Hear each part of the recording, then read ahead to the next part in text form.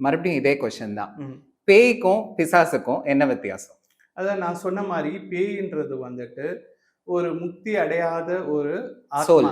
ஆமா, ஆத்மா. சோல். அவங்க வந்துட்டு நிறைவேறாத ஆசை இருக்கும். அதே மாரி அவங்களுக்கு வந்துட்டு திடீர்னு மரணம் ஏற்பட்டனால, இல்ல ஏதோ ஒரு காரணத்தினால அவங்க வந்துட்டு ஒரு தற்கொலை முயற்சி எடுத்து அவங்க வந்துட்டு இந்த உலகத்த விட்டு போகாம அவங்க வந்துட்டு இருக்காங்க.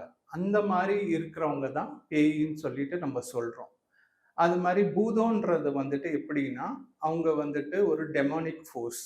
ஒரு நம்பளுக்கு எல்லாம் சக்திக்கு அடங்காத ஒரு கெட்ட சக்தி. ஈவில் ஸ்பிரிட்ன்னு சொல்லுவாங்க. ஏவி விடுறதுன்னு சொல்லுவாங்க. அந்த மாரி இருக்கிறது தான் வந்துட்டு அது பிறப்பிலேயே அது வந்துட்டு ஒரு கெட்ட சக்தி இருக்கிற இதுதான் நம்ம வந்துட்டு பூதம் அப்படின்னு சொல்லிட்டு சொல்லுவோம்.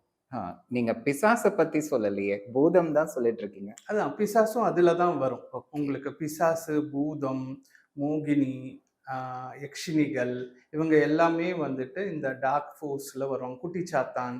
ஓகே. ஆ நெறைய பேர் குட்டிச்சாத்தான் வழிபடுவாங்க. அது ம்ஹ்ம். எல்லாமே வந்துட்டு சாத்தானிசம்ல வர ஒரு அ ஈவில் ஸ்பிரிட் ஆர் ஃபோர்ஸ். ஓ!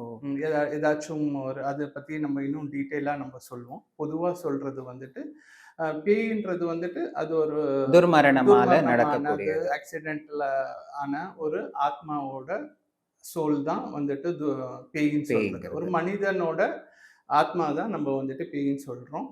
மரணத்துக்கு அப்புறம். ஆனா, பூதம்ன்றது வந்துட்டு அது வந்துட்டு பிறப்பிலே வந்துட்டு ஒரு ஈவில் ஃபோர்ஸ் இருக்கிறது. ராட்சச குணம், அதே மாரி டெமானிக் நேச்சர் இருக்கிறது தான்